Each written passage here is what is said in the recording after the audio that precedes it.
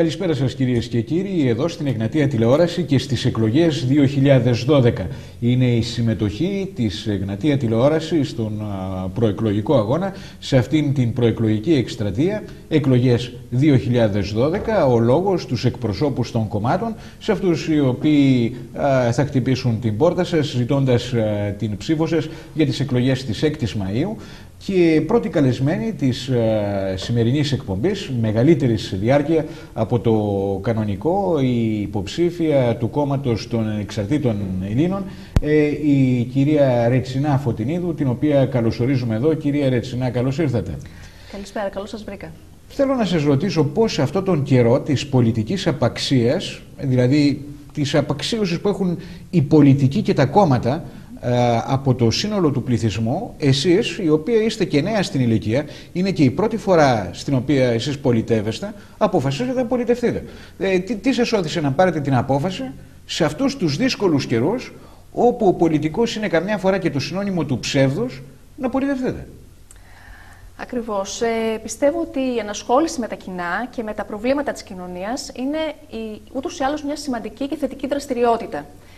Νομίζω ότι παρά τις αντίξωες συνθήκες πρέπει να ασχολούμαστε με τα κοινά, ακριβώς επειδή τώρα μας χρειάζεται η πατρίδα και εμείς χρειαζόμαστε μια σωστή διακυβέρνηση για να βγούμε από τα αδιέξοδα και από την οικονομική κρίση. Λέτε για διακυβέρνηση. Δεν ξέρω κατά πόσον είναι δυνατόν οι ανεξάρτητοι Έλληνες να αναλάβουν τουλάχιστον σε αυτές τις εκλογές τα ενία της χώρας.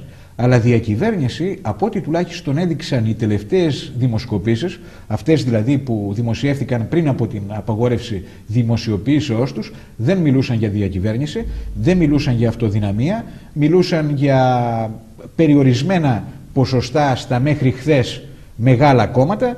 Και το ζήτημα είναι ότι οι ανεξάρτητοι Έλληνες, παίζοντας σε αυτό το συγκεκριμένο πολιτικό σκηνικό και αποκτώντας μια οποιαδήποτε δύναμη τους δώσει ο ελληνικός λαός, τι θα κάνουν την επαύριο. Δηλαδή να κυβερνήσετε τη χώρα, να υπάρχει διακυβέρνηση από εσάς, δεν ξέρω αν θα το επιτρέψει τουλάχιστον σε αυτή τη φάση ο ελληνικός λαός. Δεν θα επιτρέψει πάντως την αυτοδυναμία. Τι θα κάνει το κόμμα σας σε περίπτωση που δεν υπάρχει αυτοδυναμία? Εμείς φιλοδοξούμε να είμαστε ένα κίνημα. Δεν μου αρέσει η λέξη κόμμα, γιατί παραπέμπει στη λέξη κομμάτι, που σημαίνει μέρος του συνόλου. Εμείς φιλοδοξούμε να είμαστε ένα κίνημα, πρότυπο και για τις επόμενες γενιές, γιατί πιστεύω ότι έχουμε μέλλον. Πρότυπο λοιπόν για να μπορέσει ακριβώς η χώρα να πάει μπροστά και για να εμπεδώσουμε στην ελληνική πολιτική πραγματικότητα ένα νέο ήθος. Ένα νέο πολιτικό ήθος που θα εκφράζει το συλλογικό δημοκρατικό ήθος της πατρίδας μας, έτσι όπως το έχουμε κληρονομήσει από την αρχαιότητα και νομίζω το έχουμε μέσα στο πολιτιστικό μας DNA. Ναι, αλλά εγώ θα σας ρωτήσω πιο απλά και θα επιχειρήσω να λάβω από εσάς μία περισσότερο ξεκάθαρη απάντηση. Από ό,τι φαίνεται, ούτε η Νέα Δημοκρατία, ούτε το ΠΑΣΟΚ, ανεξαρτήτως του ποιος θα έρθει πρώτος και αν έρθει τελικά, εντάξει, δεν προκαταλαμβάνουμε τώρα την απόφαση του ελληνικού λαού, δεν θα μπορέσει πάντως να έχει την αυτοδυναμία. Σε αυτή την περίπτωση οι ανεξάρτητοι Έλληνας, ο κύριος Καμένος, εσείς σαν κόμμα, σαν κίνημα, όπως θέλετε μπορείτε να χαρακτηρίσετε τον εαυτό σας, τι θα κάνετε? Δηλαδή είστε υπέρ των μεταεκλογικών συνεργασιών επί παραδείγματι? Εμείς δεν είμαστε υπέρ συνεργασιών με μνημονιακά μέτωπα. Είμαστε κατά του μνημονίου, καταγγέλουμε τις μνημονιακές συμβάσεις, τα μνημόνια μάλλον και τις δανειακές συμβάσεις. Επομένως, η θέση μας είναι ότι ενδεχομένως μπορεί να συνεργαστούμε μεταεκλογικά με κόμματα που ακολουθούν μια αντιμνημονιακή πολιτική. Αυτό. Ξέρετε... Αυτό είναι κάπως γενικό βέβαια, ωστόσο θα δούμε μετά τις εκλογές. Ξέρετε κυρία Ρετσινά, ξέρετε τι γίνεται? Πολλοί σας κατηγόρησαν και η απάντησή σας αφήνει πολλές ερμηνείες. Κατηγόρησαν λοιπόν πολλοί τους ανεξάρτητους Έλληνες και τον κύριο Καμένο για μια τάση συνεργασίας με τον ΣΥΡΙΖΑ, ο οποίος εμφανίζεται αντιμνημονιακός, για την συνεργασία του με το Άρμα Πολιτών του κυρίου Δημαρά, ο οποίος είναι αντιμνημονιακός. Αυτό είναι το ένα.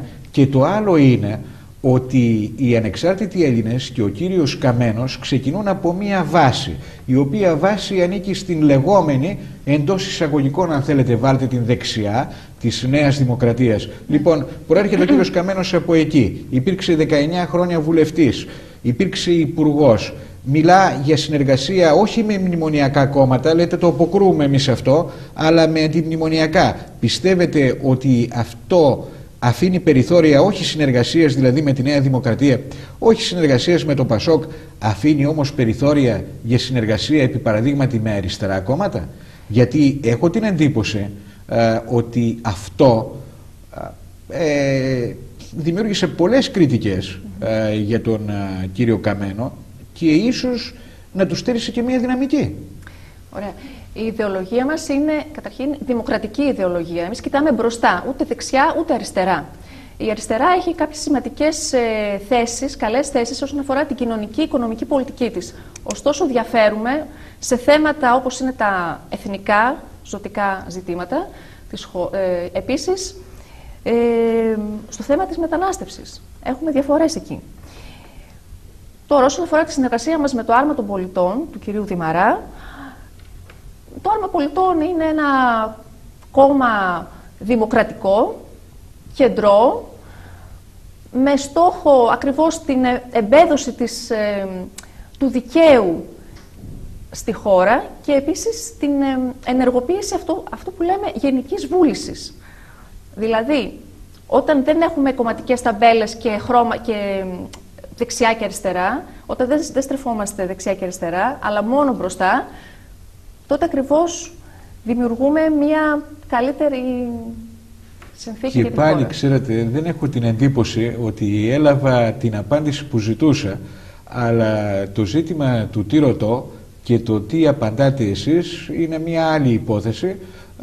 Εσείς έτσι θέλετε να απαντήσετε, αλλά μια και μιλούμε για το μνημόνιο, μια και μιλούμε δηλαδή για ένα μέτωπο το οποίο κάνουν οι ανεξάρτητοι Έλληνες, ένα δικό τους μέτωπο, εναντίον του μνημονιακού, όπως λέτε, μετώπου. Εγώ σας το έχω ακούσει πολλές φορές τον κύριο Καμένο, τον αρχικό του κόμματός σας και στελέχη του κόμματός σας ή του κινήματός σας, έτσι όπως τουλάχιστον το ονομάζετε εσείς, δεν θέλω να ξεφύγω από αυτό, ας το πούμε έτσι. Τους έχω ακούσει λοιπόν πολλές φορές να μιλούν εναντίον του μνημονίου. Τελικά το μνημόνιο είναι ένας μονόδρομος, γιατί από ό,τι φαίνεται οι ανεξάρτητοι Έλληνες πιστεύουν ότι παρόλες τις νομικές δεσμεύσεις εμείς μπορούμε να είμαστε και εκτός μνημονίου. Ισχύει αυτό? Πιστεύετε δηλαδή ότι υπάρχει δυνατότητα ανατροπής των υπογραφών, υπάρχει η δυνατότητα ανατροπής αυτής της δανειακής συμβάσεως, υπάρχουν οι δυνατότητες να ακολουθήσει μια πιο ανεξάρτητη οικονομική πορεία η χώρα και γι' αυτό σηκώνεται την σημαία του αντιμνημονιακού αγώνα και προχωρείτε προς αυτή την κατεύθυνση? Πιστεύετε λοιπόν πιστεύει πραγματικά ο κύριος Καμένος, εσείς, ότι δεν είναι τελικά μονόδρομο στο μνημόνιο, ότι υπάρχουν και άλλες λύσεις? Ακριβώς. Πιστεύουμε ότι υπάρχουν και άλλες λύσεις. Πρώτα απ' όλα να υπάρξει μια επιτροπή λογιστικού ελέγχου για να δει ακριβώς το χρέος της χώρας μας. Στη συνέχεια να υπάρξει επαναδιαπραγμάτευση του χρέους, να δούμε τι ακριβώς χρωστάμε, ποιο είναι το κεφάλαιο και ποιοι είναι οι τόκοι. Δεν μπορούμε να πληρώνουμε εμείς οι απλοί πολίτες, να πληρώνουμε τις ζημίες των τραπεζών, να κοινωνικοποιούμε στον κόσμο τις ζημίες των τραπεζών. Θα πρέπει να αφαιρεθεί από το βάρος, από το φορτίο που πληρώνουν αυτή τη στιγμή οι Έλληνες, τα τοκοχρεωλήσια. Αυτό βέβαια για να γίνει χρειάζεται ανάπτυξη. Ανάπτυξη στην Ελλάδα. Πρώτα απ' όλα ο πρωτογενής τομέας, η αγροτική παραγωγή. Με συγχωρείτε που σας διακόπτω, δεν θέλω να ξεφύγετε από τις σκέψεις σας και είναι καλό να συζητούμε για ανάπτυξη. Όλοι μιλούν για την ανάπτυξη, κάτι το οποίο δεν βλέπουμε και περιμένουμε πότε θα γίνει, αλλά η διακοπή μου έχει μία άλλη αιτία.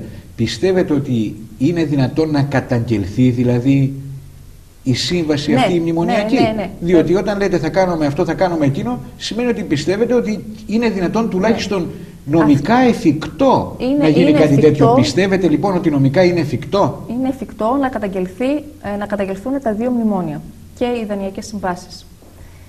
Και στη συνέχεια θα ορθοποδήσουμε μόνοι μας, αλλά και με βοήθεια από εναλλακτικές πηγές χρηματοδότησης.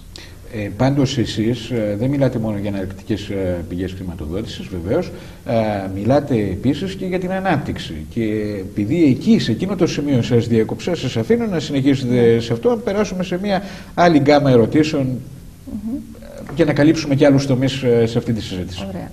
Θα ήθελα να πω ότι αυτή τη στιγμή η Τρόικα είναι σαν να έχει δώσει σε εμάς δεκανίκια για να προχωρήσουμε. Ωστόσο έχουμε πόδια. Εμείς δεν λέμε ότι λεφτά υπάρχουν, λέμε ότι υπάρχουν πόδια. Είμαστε γεροί και ικανοί να οικοδομήσουμε την Ελλάδα και να πάμε μπροστά.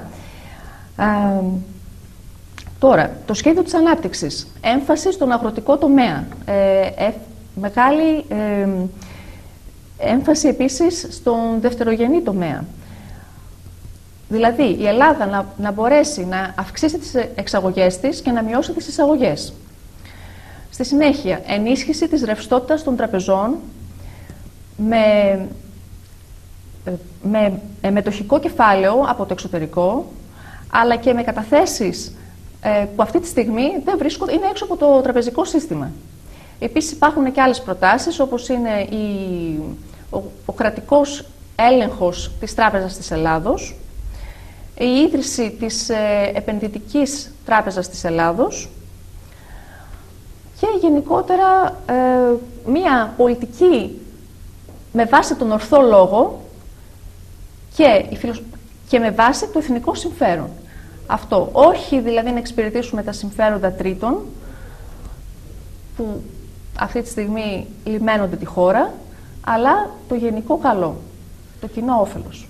Δεν μου λέτε, κατεβαίνετε στις εκλογές με όλες αυτές τις διακηρύξεις, οι οποίες οφείλω να ομολογήσω ότι καλές ακούγονται. Δεν ξέρω κατά πόσο είναι δυνατόν να εφαρμοστούν. Ξέρετε, οι πολιτικοί μας έχουν αφήσει με μια πολύ πικρή γεύση στο στόμα επί μακρά σειρά ετών και είναι φυσικό να τους αντιμετωπίζουμε με δυσπιστία. Αυτή τη δυσπιστία δεν ξέρω κατά πόσο εσείς την έχετε στον προεκλογικό σας αγώνα τουλάχιστον συναντήσει. Πέρα από αυτό, με ποιο ποσοστό τελικά θα ήταν ικανοποιημένοι οι ανεξάρτητοι Έλληνες? Είναι αλήθεια ότι οι δημοσκοπήσεις δείχνουν στο κόμμα του κυρίου Καμένου, στο κίνημά σας όπως το ονομάζετε, καλά ποσοστά. Αλλά ποιο θα ήταν εκείνο το ποσοστό το οποίο πιστεύετε ότι θα σας άφηνε εσάς καταρχήν ικανοποιημένους και κατά δεύτερο λόγο εκείνο το οποίο θα σας επέτρεπε να έχετε έναν λόγο στις μετεκλογικές εξελίξεις, φαντάζομαι και μετά από την απάντηση που προηγουμένως μου δώσατε, με τις αντιμνημονιακές δυνάμεις. Κοιτάξτε, για ποσοστά αυτή τη στιγμή δεν μπορώ να μιλήσω, ακριβώς επειδή οι δημοσκοπήσεις δεν είναι ακριβείς. Δηλαδή, μέρα με τη μέρα αλλάζουν τα ποσοστά. Ναι, έχετε πάντως ήδη μια εικόνα η οποία δεν είναι άσχημη. Ναι, η εικόνα είναι καλή. Για πρωτοεμφανιζόμενο κόμμα, όχι. Φιλοδοξούμε τα καλύτερα. Πιστεύουμε στον αγώνα μας και πιστεύουμε κυρίως ότι θα προσπαθήσουμε πάρα πολύ. Νομίζω ότι όποιος κάνει σωστά τη δουλειά του, ανταμείβεται. Αυτό σημαίνει ότι μπορούμε να πείσουμε τον κόσμο ότι είμαστε μια νέα δύναμη που προερχόμαστε από την κοινωνία των πολιτών και ακριβώς αυτό είναι και το διαφορετικό. Δηλαδή, υπάρχουν άνθρωποι στην κοινωνία των πολιτών που έχουν κάνει σπουδές στις πολιτικές επιστήμες, στην πολιτική φιλοσοφία, έχουν μεταπτυχιακά, διδακτορικά και ωστόσο είναι έξω από το σύστημα. Είναι αυτό που είχε πει ο κύριος Βενιζέλος, οι νέοι νιώθουν αποσυνάγωγοι. Έχει τελειώσει πια αυτό. Πρέπει και εμείς να μην νιώθουμε απόκληροι, αλλά να ασχοληθούμε. Μπορεί να έχουμε λίγο τρακ, είναι αρχή, είμαστε άπειροι, ωστόσο έχουμε όχι μόνο καλές προθέσεις, αλλά και πίστη σε αυτό που κάνουμε. Και κυρίως δεν θέλουμε να απογοητεύσουμε τους ανθρώπους που θα μας εμπιστευτούν. Πείτε μου, πολιτεύεστε στην πρώτη περιφέρεια Θεσσαλονίκης για τους ανεξάρτητους Έλληνες. Η Θεσσαλονίκη έχει ιδιαίτερα προβλήματα σαν συμπρωτεύουσα, πάλι εντός εισαγωγικών, από την άλλη σαν μία από τις κύριες πόλεις των Βαλκανίων, σαν χώρος πρωτεύων στη Βόρεια Ελλάδα. Πώς αντιμετωπίζετε τα προβλήματα τα οποία υπάρχουν σε αυτή την περιοχή στην οποία εσείς πολιτεύεστε? Δηλαδή στην Α Θεσσαλονίκης, αλλά βεβαίως σε όλη την περιφέρεια αυτή. Ωραία. Η Θεσσαλονίκη θα μπορούσε να γίνει ένα πρότυπο πόλης, ακριβώς και λόγω της γεωγραφικής της θέσης, στη Χερσόνησο του Έμου. Να υπάρξει οικονομική ανάπτυξη στην πόλη μας, πολιτιστική ανάπτυξη. Έχουμε εμείς αυτή την ιδιαιτερότητα του βυζαντινού πολιτισμού, της ελληνιστικής περίοδου επίσης. Όλα αυτά μπορούμε να τα αξιοποιήσουμε όσο το δυνατόν καλύτερο τρόπο. Θα μπορούσαν να γίνουν και έργα σημαντικά. Για παράδειγμα, η παραλιακή οδός από το Ποσειδόνιο μέχρι την Καλαμαριά, ενδεχομένως υπάρχει ένα μεγάλο κομμάτι το οποίο είναι τελώς αναξιοποιητό και είναι πανέμορφο. Επομένως, μπορούν να γίνουν πράγματα, αρκεί να υπάρχει θέληση και βούληση. Ξέρετε, σύμφωνα με την Εθνική Στατιστική Υπηρεσία, η Βόρεια Ελλάδα πλήττεται σε μεγάλο βαθμό από την ανεργία. Η ανεργία είναι επακόλουθο από τη μία πλευρά της οικονομικής κρίσεως και από την άλλη πλευρά επακόλουθο της αποβιομηχανήσεως της χώρας. Και δεν μιλώ βέβαια μόνο και αποκλειστικά για τις βιομηχανίες, καλό είναι να μην μιλήσει κανείς μόνο για αυτές, κατά τη στιγμή κατά την οποία τώρα πλέον σπανίζει το είδος, αλλά όλο το κύκλο του εμπορίου, των εργασιών. Η Βόρεια Ελλάδα λοιπόν πλήττεται πάρα πολύ. Το λένε τα στατιστικά στοιχεία. Τι μπορεί να γίνει προς αυτή την κατεύθυνση? Θα μου πείτε ό,τι γίνει για τη Βόρεια Ελλάδα θα γίνει και για την υπόλοιπη χώρα. Αλλά έχετε συγκεκριμένες προτάσεις για αυτή την περιοχή της Βορειού χώρας? Να αυξηθούν οι επενδύσεις εδώ στη Βόρεια Ελλάδα, να ενισχυθεί η επιχειρηματικότητα. Επίσης οι νέοι να καθίσουν στην πατρίδα τους, να μην φύγουν, να δουν τι μπορούν να κάνουν και ακόμη να υπάρξει ένας κεντρικός σχεδιασμός από το κράτος για την αξιοποίηση των ικανοτήτων και των δεξιοτήτων των ανθρώπων που έχουν συγκεκριμένα πτυχία. Δεν μπορεί δηλαδή να υπάρχουν άνεργοι πτυχιούχοι και σε θέσεις κλειδιά να είναι άτομα τα οποία δεν έχουν καν τα τυπικά προσόντα. Δεν έχουν ικανότητες. Νομίζω ότι αυτό έχει οδηγήσει και την Ελλάδα σε αυτό το σημείο, σε αυτό το τέλμα, δηλαδή η έλλειψη αξιοκρατίας. Επομένως, όταν εμπεδοθεί αυτό, η αξία της εργασίας, στη συνέχεια θα υπάρξει και ο σωστός καταμερισμός και η αξιοποίηση του εργατικού δυναμικού. Ξέρετε, στο δημόσιο τομέα, κυρία Ρετσινά, γιατί μάλλον στον δημόσιο τομέα αναφέρεστε, δεν θα μπορούσατε να αναφέρεστε σε οτιδήποτε άλλο, δεν υπάρχει τόσο αυτό το οποίο λέτε, δηλαδή ότι οι άνθρωποι οι οποίοι είναι χωρίς πτυχία κατέχουν παραδείγματι διευθυντικές ή οποιασδήποτε θέσεις ευθύνης. Αντίθετα, εγώ θα έλεγα ότι στη χώρα, εξαιτίας μιας συγκεκριμένης εκπαιδευτικής πολιτικής που εφαρμόζεται εδώ και 20, 25, 30 χρόνια, έχει δημιουργηθεί ένα προλεταριάτο επιστημόνων. Υπάρχουν επιστήμονες οι οποίοι βγαίνουν σοριδών από τις σχολές, αποτελούν ένα προλεταριάτο πλέον. Αυτό το προλεταριάτο εξαθλιώνεται, δεν μπορεί να εργαστεί πουθενά, εργάζεται σε άλλες θέσεις. Εργάζεται, ξέρω εγώ, κανείς ως σουβλατζής, εργάζεται ως σερβιτόρος και εσύ είναι γιατρός, εργάζεται, ξέρω εγώ, ακόμα και στο Δήμο, γιατί υπάρχουν και τέτοια φαινόμενα. Υπάρχουν στο τμήμα καθαριότητας της τοπικής αυτοδιοικήσεως των Δήμων, υπάρχουν και άνθρωποι οι οποίοι έχουν πτυχία ιατρικής. Λοιπόν, εδώ υπάρχει ένα επιστημονικό προλεταριάτο. Δεν είναι δυνατόν να απορροφηθεί όλο από το δημόσιο τομέα ή σε θέσεις ευθύνης. Αλλά δεν ξέρω εσείς πώς αντιλαμβάνεστε την αξιοποίηση αυτού του προλεταριάτου. Να σας πω κάτι χθεσινό, να προσθέσω σε αυτή την ερώτηση και κάτι χθεσινό μόλις. Ή προχθεσινό, ότι υπολογίζεται ότι το 40% περίπου των πτυχιούχων της ιατρικής φεύγει στο εξωτερικό, φεύγει σε χώρες της Ευρώπης, με πρώτη χώρα την Γερμανία, δεύτερη τη Σουηδία ή την Ελβετία, αν δεν κάνω λάθος, και το καθεξής. Λοιπόν, πώς θα συγκρατηθεί εδώ αυτό το προλεταριάτο και πώς θα πάψει να είναι αυτό το εξαθλιωμένο το προλεταριάτο? Κινδυνεύει να γίνει ένα Λούμπερ.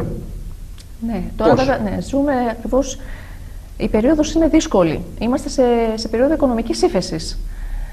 Και σύμφωνα και με τον νόμο της αγοράς και της ζήτησης, πράγματι μερικά επαγγέλματα είναι κορεσμένα. Ωστόσο, με προσπάθεια, με ενίσχυση και του ιδιωτικού τομέα κυρίως, όχι τόσο του δημόσιου, σιγά σιγά θα μπορέσουν και οι άνεργοι επιστήμονες να κάνουν πράγματα στη χώρα μας. Εντάξει, φεύγουν οι γιατροί, ενδεχομένως έχουν βρει κάποιες καλύτερες συνθήκες εργασίας στο εξωτερικό. Ωστόσο, αυτό έχει συμβεί και παλαιότερα. Η χώρα μας δηλαδή πολλές φορές υπήρχαν μεταναστευτικά κύματα, τόσο στη Γερμανία όσο και στην Αμερική και στην Αυστραλία. Ωστόσο, άλλαξε μετά αυτό, ήρθανε πίσω. Ναι, αλλά και μπόλιασαν τη χώρα. Αλλά αυτό έγινε για τον εξής λόγο. Ναι. Ξέρετε, έγινε για τον εξής λόγο αυτό, ότι από το 1950 και μετά και από το 1955 και μετά η Ελλάδα εκβιομηχανιζόταν. Ήταν μια αναπτυσσόμενη χώρα η οποία παρουσίασε υψηλούς δείκτες. Παρόλα τα αυτά, από το 1955 μέχρι το 1967-68 περίπου είχαμε πράγματι αυτό το μεταναστευτικό κύμα που λέτε. Στη συνέχεια αυτό αντιστράφηκε. Η χώρα περίπου μέχρι το 1973 με την πετρελαϊκή κρίση, τον πόλεμο του Γιόμ Κιπούρ, εκείνης της εποχής, βρισκόταν σε αυτή την ανωδική τροχιά και από εκεί και πέρα τα πράγματα ξέπεσαν για να καταλήξουν εδώ που είμαστε σήμερα. Έχουμε δηλαδή πολλές δεκαετίες μιας καταστάσεως συγκεκριμένης. Το ζήτημα είναι ότι χρειάζεται και πολλή προσπάθεια. Πιστεύει ο κύριος Καμένος, πιστεύουν οι ανεξάρτητοι Έλληνες ότι με αυτά τα συγκεκριμένα μέτρα, τα οποία λέτε ότι μπορεί να αλλάξει αυτό το κλίμα? Ναι, βέβαια. Μπορεί να αλλάξει το κλίμα θετικά, αλλά σιγά σιγά. Δηλαδή θέλει σκληρό αγώνα. Ωστόσο γίνεται. Δεν είναι κάτι αδύνατο. Είναι κάτι που γίνεται. Αυτό. Τώρα από εκεί και πέρα... Αν έχετε αμφιβολίες πάνω σε αυτό, αυτό θα το δείξει και το μέλλον της χώρας. Αυτό θα το δείξει το μέλλον της χώρας. Θα το δείξει το μέλλον, ακριβώς. Πρέπει να προσπαθήσουμε όλοι μαζί. Προφανώς, ξέρετε, θα το δείξει και η πορεία των ανεξαρτήτων Ελλήνων την επαύριο των εκλογών. Και είμαι πάρα πολύ περίεργος για το αν θα επαληθευτείτε, δηλαδή αν δεν θα υπάρξει συνεργασία του κυρίου Καμένου με τη Νέα Δημοκρατία, με την οποία τέλος πάντων υπάρχει μια συγγένεια. Εντάξει, το απέκλεισε, θα το δούμε. Ξέρετε, είμαστε συνηθισμένοι, είμαστε λίγο υποψιασμένοι και βέβαια αυτό το μέλλον, το αύριο, τη στάση του κόμματός σας απέναντι στα γεγονότα, αυτό θα το αποδείξετε μόνον εσείς. Δηλαδή σε εσάς έγκυται το ζήτημα. Εσείς θα αποφασίσετε για όλα αυτά.